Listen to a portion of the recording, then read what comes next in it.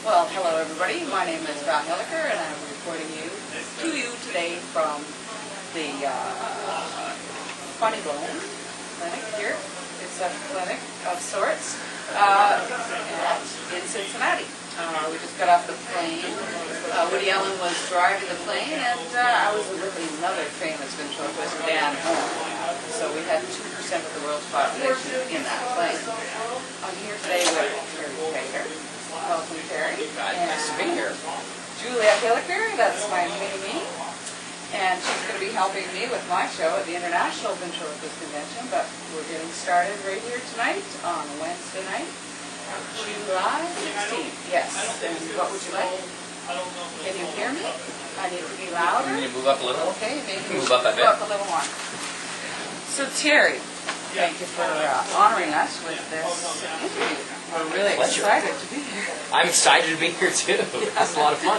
I've never been to the ventriloquist convention, so I just happened to be in town for that. Yeah. And my manager asked me if I wanted to do a comedy club or something. I said it'd be fun. I love doing comedy clubs, so yeah. It's just entertaining to get out there and perform anytime I can. So I know. Yeah, I feel your passion for it. I really do.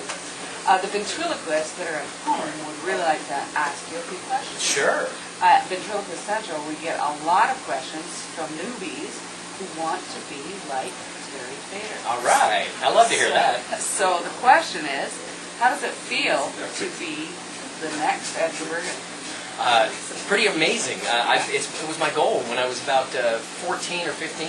I really got into Edgar Bergen. I started listening to a lot of cassette tapes and LPs, the old record albums of Edgar and Charlie and Mortimer and Effie and all of the different characters.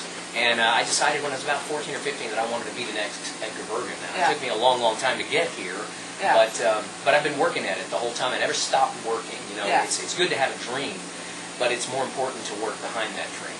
So, you know, you can sit and dream all day long, and if you're not doing anything to accomplish that dream, then there's no way your dream's going to come true. So you mean it takes work to get where you are? It takes a lot of work to get where I'm at, yes. I hear you. I hear you. A lot of practice, a lot of work, but it's a lot of fun as well. You know, if you love what you do, then working for it is not nearly as hard. So if you love ventriloquism, it shouldn't be a chore to practice because man, you know, you get to do something that most people would love to be able to do. Absolutely. So dreading practicing is a silly thing. It really is a silly thing because everybody else would love to be up there with a puppet and making people laugh. Yeah. Juliet, do you have something for Terry? Could you present him with that gift from Canada? Oh, from Canada? Yeah, from Canada. In Canada, we have Kleenexes. It's clean, and it's an X. Kleenexes, There you okay. go. That's very nice. Here's my Canada. Kleenex from Canada. Yeah. Thank you. Thank you very much, Julie. I appreciate that. And one more question. Where do your ideas for new routines and new characters come from? You know, I like to try to decide what my subject matter is going to be first. Right.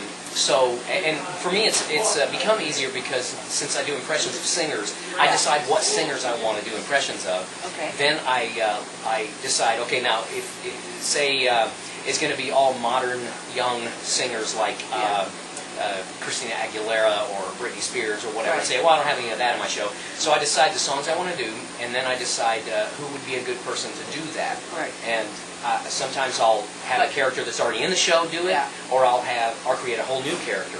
Right. And you can use the same thing for, even if you don't do impressions of singers, you could just say, decide on a subject matter. Say, you know, I want to write a routine about owning a dog. Or I want to write a routine about buying a new car. Right. And then you'd say, okay, who could do this? Maybe the puppet that I have now? Well, if the puppet you have now is considered a kid and is in school, you can't talk about buying a new car with that, so you might have to create a whole new character for that. Yeah, absolutely. So have you thought about doing Hannah Montana? Yes, actually. Absolutely. And It's very popular. Yes, it's a plan to start doing some Hannah Montana. Hannah Montana. So, yes. Yeah, that's fun. How about Molly? Miley Cyrus. That is Hannah Montana, isn't it? Miley Cyrus, That is Hannah Montana. See, I'm not completely out of it. I know something about modern stuff. Yeah. So do you have any kids, or is it? No, I don't have any kids. You know, I made the decision early on when I really started focusing on my career that it was either going to be kids or a career. Right. And it was because I knew I was going to be traveling a lot to Yeah. get really good at this. Yeah. And there's no way I would travel if I had a lot of kids. There's no way. I'd stay home. So I really chose to be on the road and work on this. And, it's panned out for me. It's been nice. But, it was really kind of a choice. I'm not saying anybody else should do that. I have cats, so I Yeah. love my cats. Yeah, yeah. I miss my cats when I'm on the road. I'm also married. I have a Yeah, wife. yeah. But we just have And no what's her children. name? So lots and lots. My wife's name is Melinda. Melinda. Yes. Hello, Melinda. Hello. And I have a question about what you think your future holds. What is going on here as what goal would you like to reach? I'm